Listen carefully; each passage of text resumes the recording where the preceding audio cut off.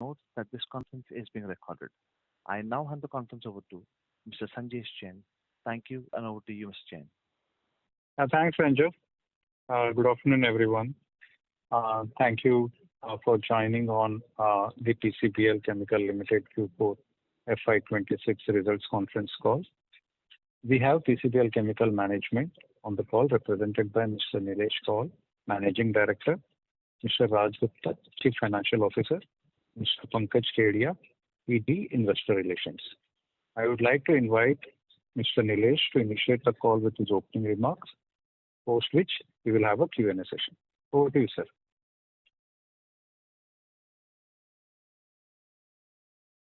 Hi, good afternoon, everyone, and a warm welcome to you on the PCBL's Q4 and full year 26 earnings conference call.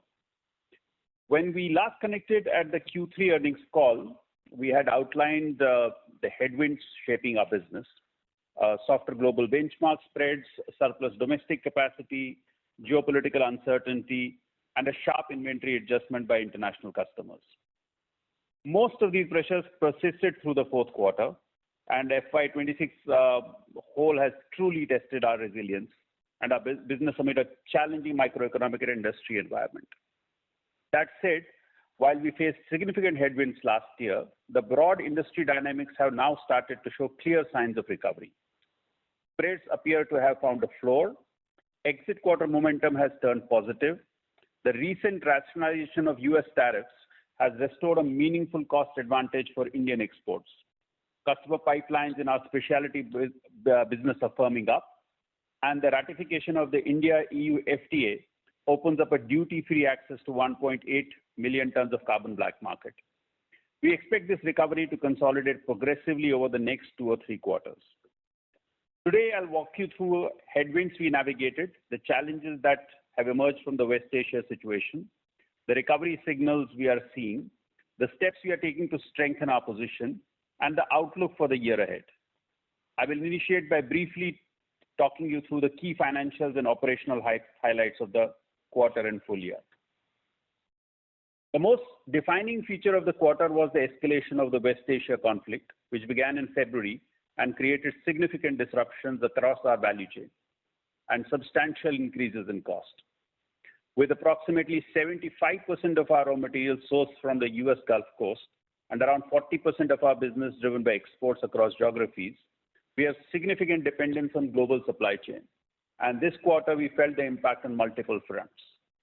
The West Asia situation has created new challenges in terms of massive increases in logistics cost of feedstock, and the availability of ships and access to markets. While availability of CBFS itself has remained uninterrupted, as we continue to source from the US Gulf Coast, raw material prices have risen. Packing material costs have moved up materially, and freight costs have escalated sharply, exerting significant pressure on our margins during the period. Our key export routes to Europe and US pass through the conflict zone, causing disruption to the normal trade routes. Vessels are being rerouted via the Cape of Good Hope, adding at least 14 days to transit time and increasing logistics costs significantly. This rerouting has tightened container availability globally as vessels are caught in longer loops, and the effect is visible in ocean freight rates, which remain significantly elevated compared to pre-conflict levels. Through all of this, our priority has remained unchanged. The company is fully focused on ensuring timely supply to customers with no disruptions. I would also like to particularly acknowledge that most of our customers have been very considerate in sharing the increased cost with us, and I sincerely thank them for their partnership during this period. Our raw material is directly linked to crude price, and this quarter crude rose sharply and witnessed high volatility. Brent started at around $60 per barrel and ended March at around $100 per ton. As we speak, it's hovering close to $120 per barrel. A significant portion of our volumes flows through formula-based contracts with tire majors. Given that price contracts carry an inherent quarterly lag effect, the full impact of cost pass-through will reflect in our numbers by Q2 FY27, at which point our margins profile should normalize. In the spot market, cost pass-through has been initiated and will help offset the rise in input costs. We will continue to manage this actively as the situation evolves. A second important development is a clear shift in how customers are approaching their inventory. We are seeing a trend of stocking up at the customer level, which appears to be driven by uncertainty regarding the availability of materials going forward. Global tire majors are increasingly building strategic inventory buffers, transitioning from just-in-time to a more resilient just-in-case approach in order to mitigate supply chain disruptions. We expect this transition to translate into an incremental demand environment driven by restocking of carbon black across the region. Over the past few months, we have added 90,000 tons of carbon black capacity, enabling us to effectively cater to this increased demand. With the global carbon black market continuing to grow over the long term, we believe we are well placed to benefit from this structural shift. Domestic and export. In the domestic, sales have remained stable, supported by steady demand across key segments. Given our limited exposure to conflict-affected regions, except maybe a little bit for the specialty volumes, exports have remained resilient despite the uncertainty arising from West Asia situation. Around 40% of our total sales volume are exported, with South Asia being the primary markets and remaining unaffected by the ongoing conflict. To navigate the disruptions in West Asia trade routes, we have proactively rerouted shipments to alternate geographies, ensuring continuity and minimizing any impact on international sales. With supply chains stabilizing, we expect both domestic and export growth to continue in the coming quarters. We are deepening our presence through a service-led model in Europe and Japan, aiming to drive volume and market share growth through customized solutions with key players in these markets. Beyond the near-term disruption, the underlying fundamentals of our industry remain intact, and several structural tailwinds are turning in our favor.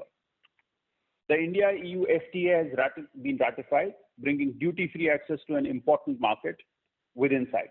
The recent US tariff reduction and duty refund benefits will also work in our favor. We are already in active conversations with customers in these markets and see good headroom for growth. Despite cost headwinds, the tire industry is navigating globally. Tire demand in the US and replacement segment has remained resilient. The Indian tire sector in FY27 is poised for robust high single-digit growth. High vehicle usage and aging commercial vehicle fleet support steady tire replacement demand in India. The industry is also benefiting from capacity expansion, premiumization, and electric vehicle EV adoption. On the special black outlook, in the special black segment, we took some price hike to meet the rising cost during the quarter. The near-term environment has been influenced by slower infrastructure activity. However, our products are gaining acceptance in applications such as industrial coating, supported by their performance characteristics. That said, we are seeing encouraging traction in segments like EV, semiconductor, data center, and AI-led investment. Overall, we remain constructive on the outlook and continue to selectively increase our focus on resource reallocation in this segment. Just a word on NanoWaste, which is our platform for battery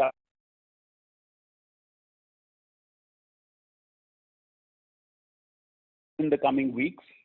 On the R&D front, the team has been significantly strengthened with enhanced lab capabilities. Business development has also been expanded across key markets, including Europe and South Korea. Engagement with large battery manufacturers is already underway to validate product properties. Post-commissioning, a validation period of a few months is anticipated before capacity ramp-up begins.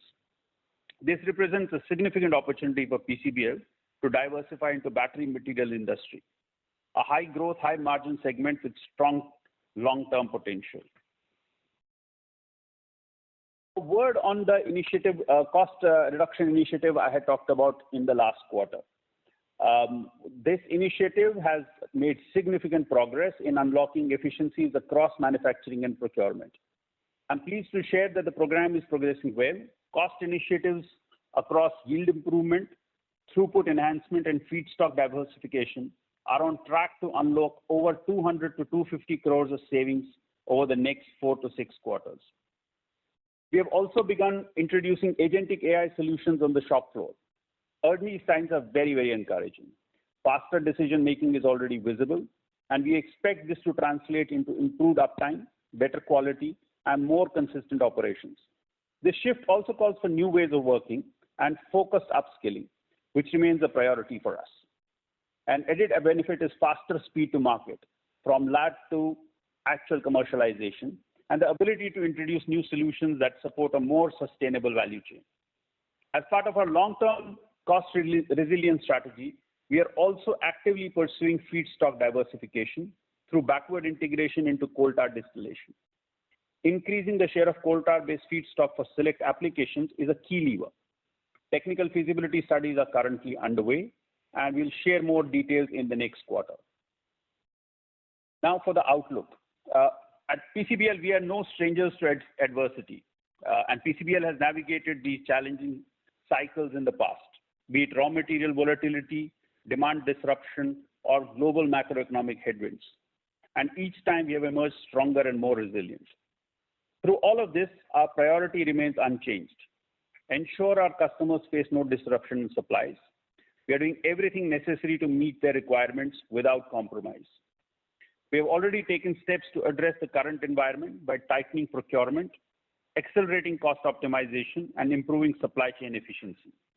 As the environment normalizes and volumes recover, we are confident of delivering double-digit EBITDA growth fueled by volume momentum, leaner cost structure, and better pricing realization. We are maintaining capital discipline with investment priorities towards specialty carbon black, battery chemicals, and other value-added segments where margins are higher and growth is much faster. Importantly, we have used this period to strengthen the balance sheet. Net borrowings reduced by 454 crores to 4,536 crores during FY26, even while we funded 750 crores of capex. Our working capital cycle has tightened further. The platform we are entering FY27 with is materially stronger than we were 12 months ago. Just a quick update on the projects. With the 90,000 tons brownfield expansion of rubber carbon black at our Tamil Nadu during this quarter, our total installed capacity is now 880,000 tons per annum.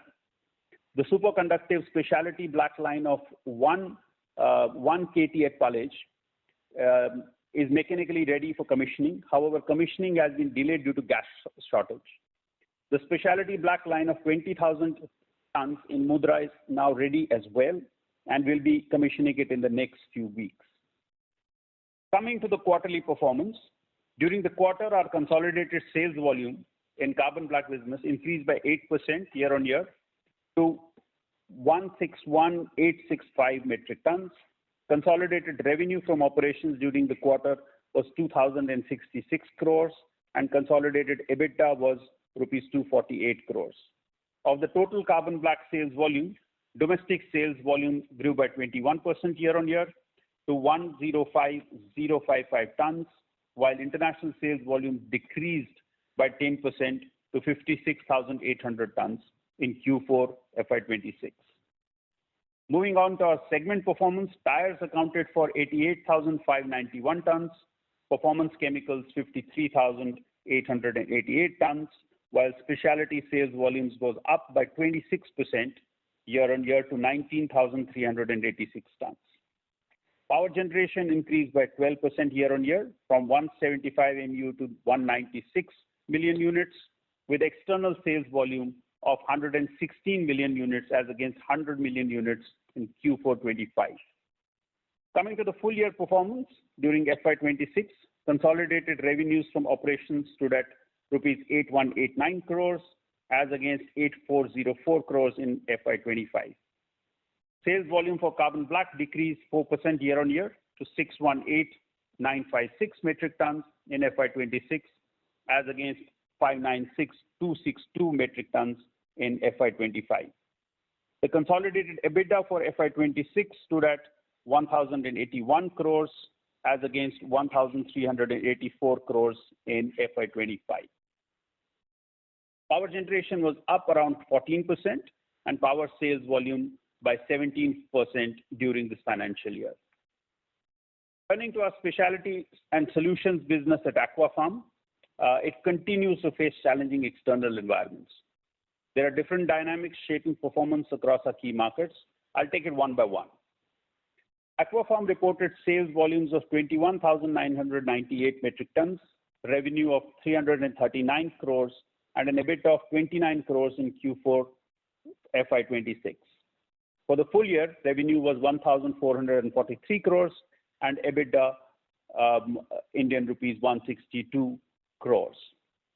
Amidst the geopolitical conflict around the year, total sales volume in FY26 was resilient at 94,445 metric tons. During the year, home care sales volumes increased by 11% on year-to-year basis. Our water solutions business also faced headwinds, resulting in a 12% year-on-year decline. Application-specific solutions increased by 18%, while the oil and gas segment declined by 19% year-on-year, impacted by low oil rig counts and frac spreads in the US. Lower oil prices pre-war led to more cautious customer behavior and an indirect impact on realizations. In Q4 FY26, we faced multiple challenges during the West Asia conflict. Lead time and freight rates increased significantly, alongside a 25 to 30% raise in raw material prices. Yellow phosphorus, acrylic acid, malic acid, and other raw materials, packed materials cost also went up materially, up to 1.5 times. Disruption in LPG supply and increase in price during the war-impacted production, as LPG is used in a few of our processes. However, to ensure wallet share loss, we reduced deliveries in consultation with customers. And once again, I would like to thank our customers for their continued support and consideration during this period. In home care, we are locking in orders for FY26 with our key customers, and new products are also under approval. Similarly, for water solutions and green chelates, several products at the approval stage, and we expect these to materialize in the next few months. During the year, we have successfully expanded our capacity from 130,000 tons to 167,000 tons, enabling us to serve higher volumes going forward. We are expanding our oil and gas business by increasing wallet share and strengthening new customer engagement.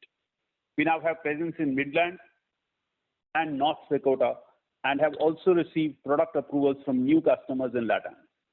Overall, we remain positive on the strong growth opportunities in oil and gas. And based on historical trends, drilling activity should raise by around 30% at current crude levels. Overall, utilization levels should also increase with faster commercialization of new products and diversification of our product portfolio. With China implementing supply-side reforms, including VAT rebate cuts, provincial value-added mandates, and stricter capacity guidelines, we expect structural price improvement across various chemicals, and we expect to benefit from the same in the near future. To summarize, financial year 26 was a year that tested us, but it's also a year in which we deleveraged, advanced our growth pipeline, and built a sharper operating. The fundamentals of our industry remain strong. The early signs of recovery are clear, and we are entering financial year 27 with great confidence and purpose. With this, I'll conclude my remarks. Thank you for your attention, and I welcome your questions now. Thank you. We will now begin the question and answer session. Anyone who wishes to ask a question may press star and one on your touch-tone telephone. If you wish to remove yourself from the question queue, you may press star and two. Participants are requested to use handsets while asking a question. Ladies and gentlemen, we'll wait for a moment while the question queue assembles. The first question comes from the line of Sanjay Jain with ICICI Securities Limited. Please go ahead. Yeah, thank you. Thanks for taking my questions and for this opportunity. I got few across the businesses. First, on the carbon black, what is benefiting us because the profitability in the segment has gone up? It's purely because US tariff has changed where we were struggling, or there is a lower import coming from Russia thanks to the Middle East crisis. I can also sense inventory gain during the quarter, considering that there was a sharp increase in prices across commodity, which should have benefited. In this backdrop, how do you see FY27 panning out both from a volume perspective and the profitability perspective in the carbon black business? Thank you. I think first there was some US tariff reduction has definitely improved prospects, which also means that more players are exporting material outside of India. And therefore, there's a little bit of reduced pressure on the prices in India. While the tire business is based on pass-through, in the non-tire business in India, we have been successful in increasing prices over the last few months. Of course, after the West Asia crisis, we were forced to increase even more prices, but structurally we have been able to improve some pricing in that area. That's one. Going forward, I think we are optimistic on both fronts in terms of volume improvement, both domestic as well as export, because the headroom for us to grow in export markets is significant. And we are implementing some supply chain initiatives which will unlock some markets which we could not access given the transit time, etc. On the pricing front also, while the industry continues to be overcapacity, we believe that structurally we will be able to take some price increases with value-added products coming into play, as well as introducing new services for the customers which unlock more value for the entire value chain and therefore sharing that with the customers. Got it. But what is the reason for jump in profitability this quarter? If you can break that up, that will be really helpful. Raj, you want to get into details, but essentially it's contribution increase, and yes, there is a lag in inventory valuation as well. So this last quarter, if you're comparing with last quarter, it was not a usual quarter, right? And our profitability dipped significantly. So while quarter on quarter, when you're looking, it is appearing as a significant jump. But this is not where we should be with the kind of volumes that we have done. And of course, this quarter, the volumes have gone up by 1,000 tons. So volumes have contributed. EBITDA margins remain same. There's, not much improvement at EBITDA per ton level. Per kg. So the real impact of all the initiatives which Nilesh just spoke about is yet to come. It is still not reflecting in the performance. No, that's clear. Second, Nilesh, on the entire shift towards coal tar distillation, we have been positioned ourselves as a crude-based feedstock producer. And coal tar pitch any which way is finding more buyer thanks to the multiple applications there. Now, what is driving us to reconsider a business proposition to shift towards coal tar distillation? That's number one. And number two, there's already established player who are procuring the coal tar. Now, how do we ensure that we get the feedstock? I'll get into more details on this in the next call because the project feasibility is being finalized right now. But at the core of it is that we need to diversify our feedstock base. Second, it's not that we will use coal tar for all applications. This will be specific application based. So there are applications where coal tar based feedstock is slightly better. We have also upgraded our facilities to be able to use combination of feedstocks. So that will help. And as I said, I'll get more details for you in the next call where we would have already signed off the capex investment. Got it. One last question on carbon black and then probably one question on Aquapharm. With the existing West Asia crisis, do you think we are in a better position from a carbon black manufacturing perspective and tapping the US market, or do you think Russia now has a chance of selling their product in Europe, or that's not happening? We are seeing good traction from US customers, given that the tariff has gone down now. Of course, people are waiting for final stability in that structure. The logistics cost is a little bit challenging, but I think we are more competitive now than we were pre-war. So we stay optimistic for both EU as well as the US markets. But how do you read the jump in the logistic cost? Because we are a bulky material, right? Yes, but even with that, we are competitive in the U.S. market. As the U.S. customers are also, it's an underserved market, and the U.S. customers are also trying to diversify away because the competition is China, Russia, as you said. They want to diversify to other Indian players. Therefore, we believe we are still competitive in multiple applications. Okay. Last one from my side on the aquafarm side. Phosphoric acid prices have gone up very sharply. That should itself have driven a lot faster growth in my view. Number two, crude prices very beneficiary for us in our US business. A combination of this, does it improve the outlook for aquafarm in FY27? Now, for last 2 quarters, we have been doing a bit losses there. So, Sanjay, yes, the phosphoric prices have gone up. We have also taken immediate price hikes from March onwards. So it will have some cushioning effect going forward.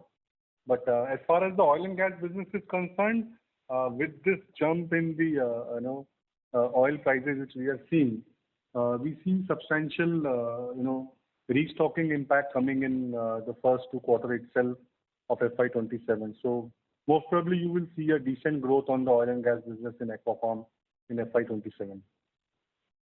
And how should we see part to the profitability?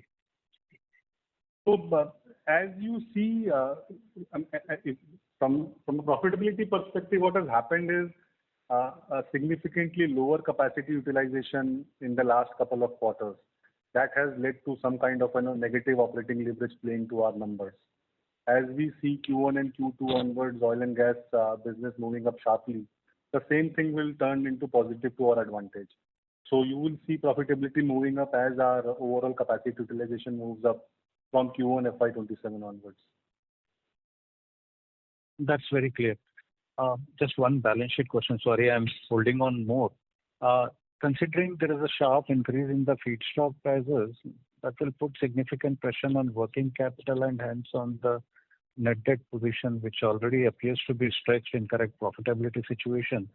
How do we want to manage this entire leverage situation and still continue to grow? Our overall borrowings have come down by about roughly 450 odd crores this year, as you must have seen from the balance sheet. You must have also noticed that our investment in working capital has also gone down significantly. So we are managing our receivables and inventory very tightly, and we feel that there is further scope for us to improve there. So we are instituting better controls. We believe that even despite crude being here, and we don't believe that crude is going to be here for the full year, we believe that, maybe in a quarter's time, we'll see crude should soften back to that 80, 90 level, whatever. Even if crude remains at $90 level, I think considering the volume growth, the revenue growth, we would require another 100 crore worth of incremental working capital. That's how we are estimating it as of now. And the cash generation with higher volumes and better margins will be far more than what we require to invest in our growth, pay out to shareholders, and invest in working capital for this incremental requirement. Got it, Raj. Thanks, Nilesh. Thanks, Raj, for all those questions, and best of luck for the coming quarters. Thank you. Thank you. Thank you. Next question comes from the line of Rohit Sinha with Sunidhi Securities. Please go ahead. Yeah, thank you for taking my question, sir. So already some of my questions are answered. Just a few from my side. One is, as sir in opening remark indicated about this price increase pass on would be majorly reflecting from Q2 onwards, I guess. So just wanted to understand how this pricing pass on would be, playing out in the different segments for us, for carbon black as well as for the aquafarm also.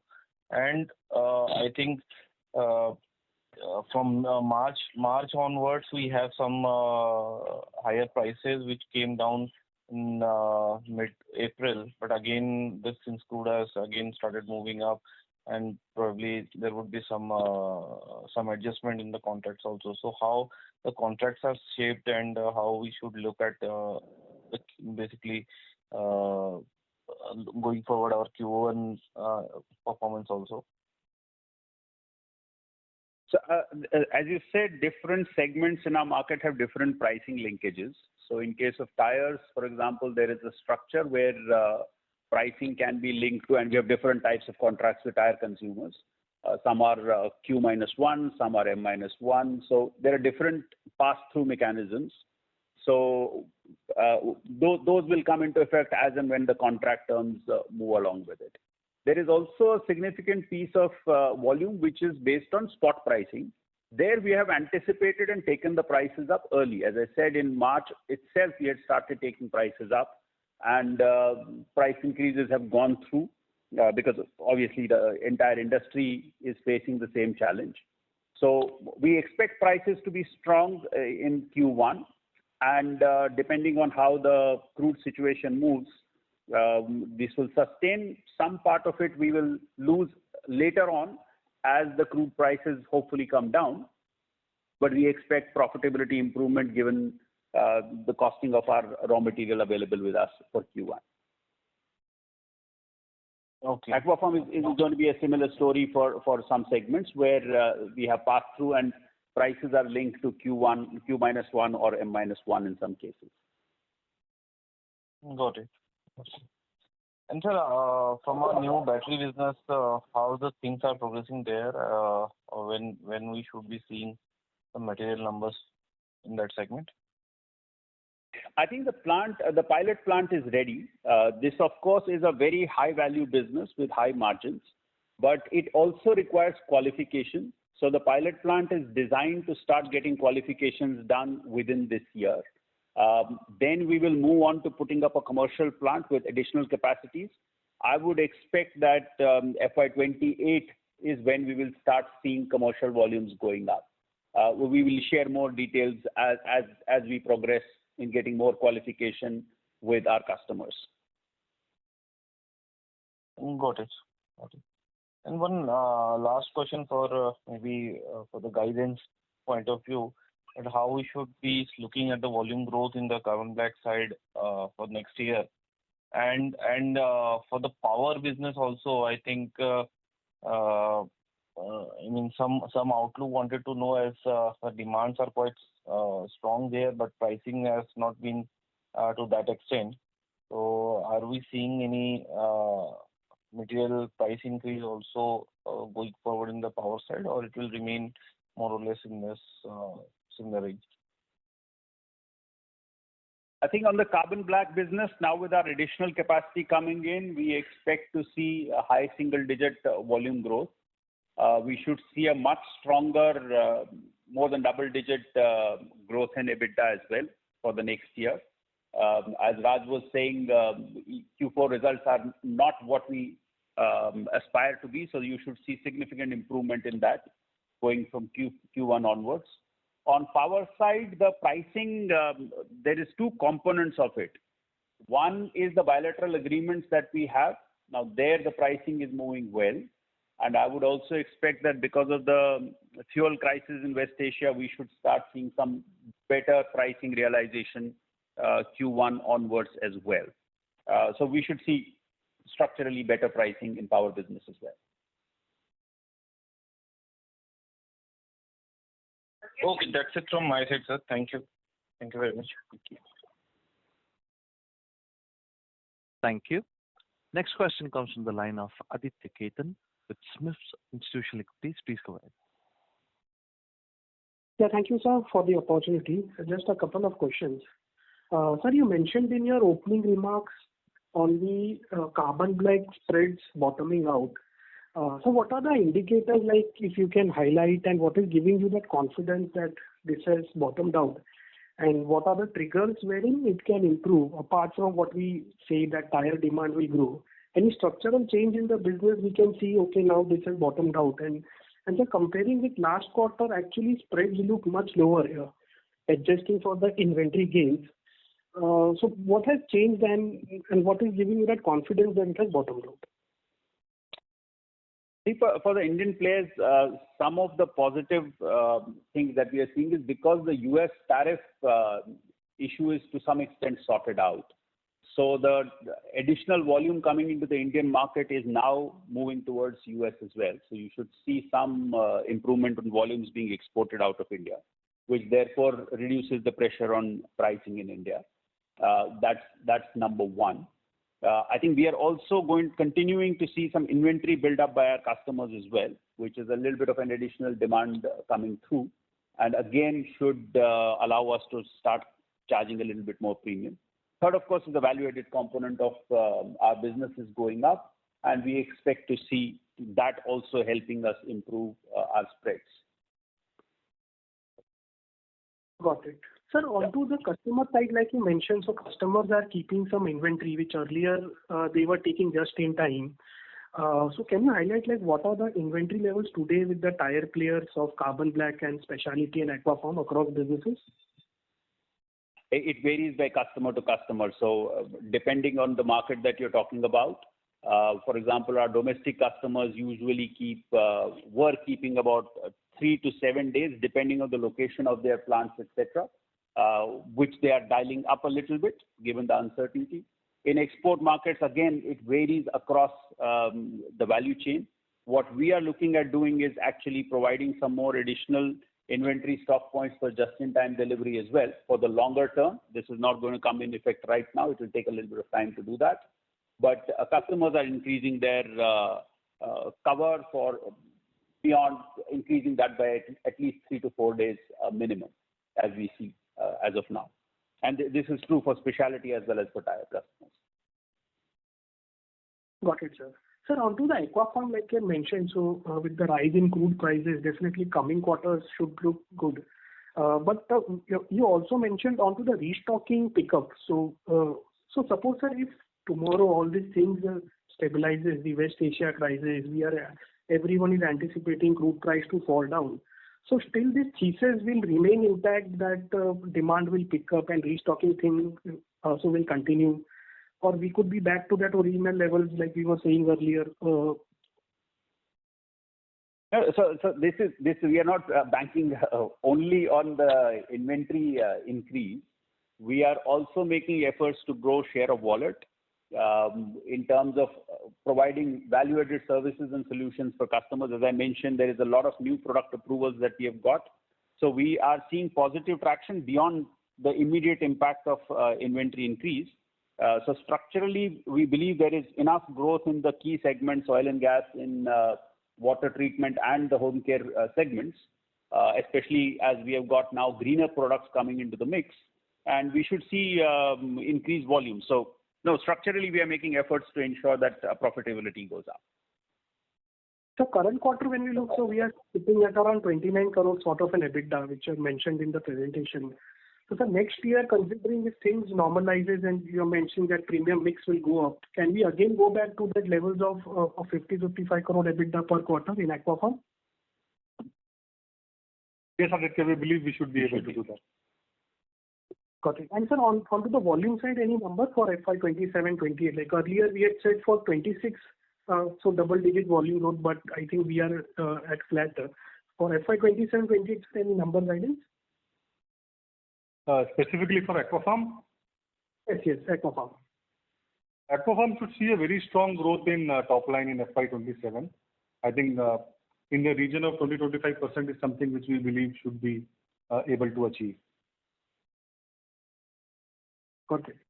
So just one last question onto the debt part. You had mentioned that we have also reduced some of the debt. Along with that, we are also into capital expenditure mode. So this will continue in FY27 also, both paying off debt and simultaneously doing capex 27-28. How you see like things shaping up on this front? Yeah, we feel that we can generate more cash from operations than what we require to invest in growth, and therefore there should be net reduction in overall leverage. There was one last question that we mentioned in our investor day earlier, some 40 billion guidance of EBITDA by 2030. So does that hold, or is there any change onto that? So the long-term fundamentals of the industry remain intact. These are short-term, some headwinds that we are facing currently. So from 2030 perspective, we are very confident. We remain on track, and with all the initiatives that we are taking, we believe that we should be able to deliver those numbers. Got it, sir. Thank you. That's it from my side.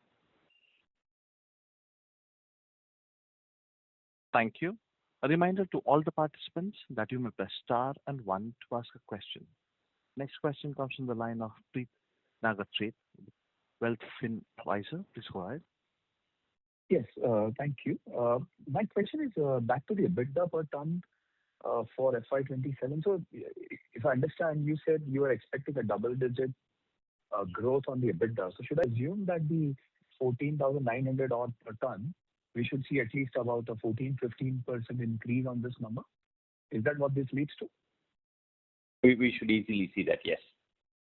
Right. And because it's a mix of just to clarify, it's a mix of both. We expect pricing to move up, and we also are taking significant initiatives on cost. So combination of that should definitely deliver that. And here you are coming to this number based on two factors. One being the volume growth of high single digits, so 7, 8, 10%, 9%, and the value growth of the remainder to get to this number. Is again the understanding correct?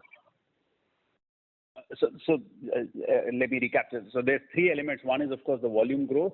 Second is a product mix change. We are getting higher value-added products coming through. The third one is general price increase. And sorry, there's a fourth one, which is the cost initiatives, which we are also taking. Understood. So basically, effectively, the EBITDA ton moves up by a strong double-digit number, and we should also see maybe revenue increase, volume increase alongside all of these things. Yes. Right. Wonderful. Okay, great. Thank you. The other questions have been answered. Thank you. Thank you. Next question comes from the line of Sailesh Raja with B&K Securities. Please go ahead. Yeah, sir. In the last call, we had mentioned that Aquapharm received incremental allocation from customers like P&G, Henkel. So could you quantify the potential volume growth expected from these two allocations over the next 1-2 years? Also, regarding the recent, the removal of 13% VAT, the export rebate, which you were talking with benefit in China. So specific to TBTG products, so within the Aquapharm, the overall volume mix, what proportion of volume is currently derived from TBTG product? And what about the operating profit growth that we are expecting in Aquapharm? So Sailesh, specifically if you talk about the green fillets portfolio, where we last quarter also mentioned that we have started receiving trial orders and supplies have started to both P&G and Henkel. There, I think from Q2 and Q3 onwards, we see significant increase in the expected sales revenue as we get product approvals and supply moving up. So from potential perspective, potential is large. We ourselves have limited capacity. Our overall green fillet capacity is 4,000 tons, and we have been looking at expanding that capacity, but we have been waiting for product approvals to come in so that we don't set up capacities too early. Now, as we see increasing sales in the green fillets portfolio, both FY27 and 28, you should see significant increase in the revenue side, and we will be adding more capacities on the green portfolio for Aquapharm. Your second question was on the... Yeah. Please tell me. Continue. No, so please continue. Yeah. So once we get these product approvals from P&G and Henkel, we are also working with more customers to get product approvals from the non-detergent side of the business too. So this should help us to have a larger revenue increase from this green fillets portfolio. Okay. So can you please quantify that? We are expecting around 20,000 tons incremental number. Sailesh, your voice is not audible. Hello? Yeah. Sir, we are expecting 20,000 tons incremental number. Can you please quantify, sir, the volume that you are expecting from these two customers, and also the EBITDA growth that you are expecting from Aquapharm? A couple of things. The requirement of these customers is pretty large. I mean, we will not be able to supply that requirement with what capacities we have. So if I tell you about the opportunity size, it is pretty big. Once we have received the trial orders in the last quarter and the supplies have started now, we have to build up that portfolio gradually.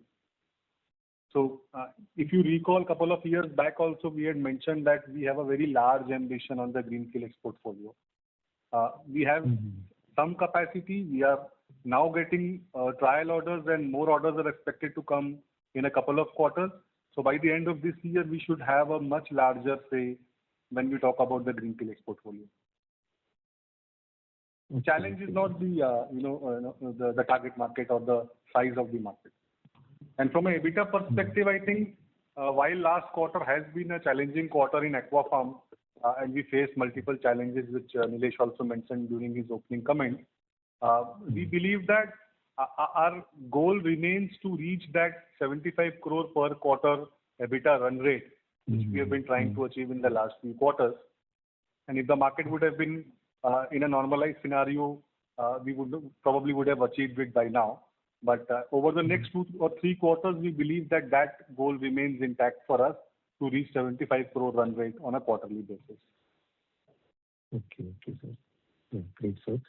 Sir, the Europe market, if you see the carbon black, the size is around 1.5 million tons. Just to understand better, to see this potential benefit from EU FTA, that could you please help us with the current supply mix? How much of demand is met through domestic production versus imports?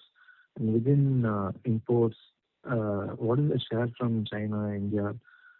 Is there still some Russia supply is coming to Europe market? Could you please talk about that? Shailesh, hi. Europe, on an average, imports about 500,000 tons of carbon black every year. And earlier, almost 80% of it used to come from Russia. Now, of course, it is spread across a number of countries. India currently is doing about close to 100,000 tons to our understanding. And China share would be a little more compared to us.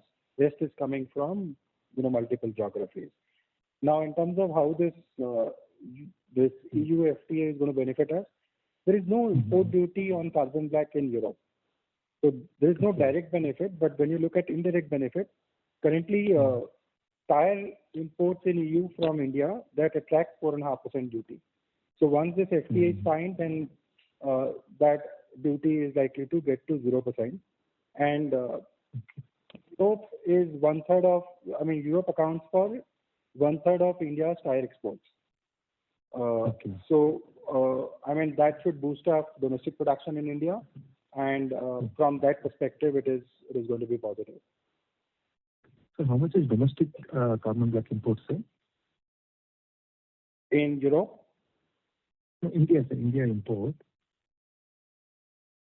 In India, it's not significant. From where? From China and Russia into India. China and Russia is not much. China does roughly about 1,500 tons a month. And Russia would be around similar, around 2,000 tons a month. India in totality imports about 8,000 to 10,000 tons a month. Okay, sir. Yes, sir. Thank you, sir. Thanks. Thank you. Next question comes from the line of Shashank Kanodia with ICICI Securities. Please go ahead. Yeah, good afternoon, team. Thank you for the opportunity. So, sir, given the current crude prices, what kind of blended carbon black realizations should we look for Q1 FY27, given that you clock closer to 105 rupees per kg in Q4? Sorry, I couldn't get the question. If you can say that again, please. Yeah, so what kind of blended carbon black realizations should we expect in Q1 FY27, given the crude prices that they are currently hovering at? Around $1,400 to $1,500. Okay. And that is true for Indian markets as well, right, sir? Yeah, I'm talking about average, blended, both domestic and international. Right. And sir, at the current level of crude prices, how is the CBO versus CBFS profitability? So do we see more of Chinese supply getting into the market at the current crude prices, which is coal tar based, or CBFS as a route is still has an advantage position? So the coal tar prices have also moved up. So it is even keel as of now. So pre-war and versus now, it's about the same levels of difference. So when it is imported coal tar into India, it's still a little bit more expensive on a TCO basis because there is a difference in yield which we get between CBFS and coal tar. So competitive, but CBFS is better for us right now. Okay. And sir, for a quarterly breakup of volumes that you have shown in the presentation, your tire space volumes have declined from 90,000 odd tons in Q4 to 88,500 tons KT for this quarter, whereas the domestic tire space has grown highly double digit. So is it just purely out of profitability angle that we have supplied less to the industry, or is there some market share loss, some angle to it? I'm talking about quarterly sales volume for tires, performance, specialty that we have showcased in your presentation. Performance specialty, 1 second. I'm talking about tire, particular getting potentially declining sales volume. 90,000 KT last quarter, and then Q4 to 88.6 this quarter. This is just a customer mix that we had, and it's just a timing effect in terms of when the material got supplied. So overall, we are going to see growth in tire business as well. Right. And lastly, sir, do we see Q1 you should see higher volume from us on tires. Okay, sir. Sir, given that there are state elections in a home state, is there any recurring one-time expense charged to a P&L for this quarter, or do we expect something in Q1? Sorry, again, you have to repeat. So I'm saying that, sir, given that there are state elections in your home state, do we see any one-time recurring charge which is non-recurring in nature, either in Q4 or in Q1? So we had a history of, some donations in the past. So do we see that as an element for Q4 or next quarter, Q1? Nothing significant, Shashank. Okay. And sir, given that you're expecting good amount of profitability increase for base carbon black as well as aquafarm, in FY27, do we surpass the FY25 base case profitability in terms of EBITDA impact? Yes. Sure, sir. Thank you so much, and wish you all the best.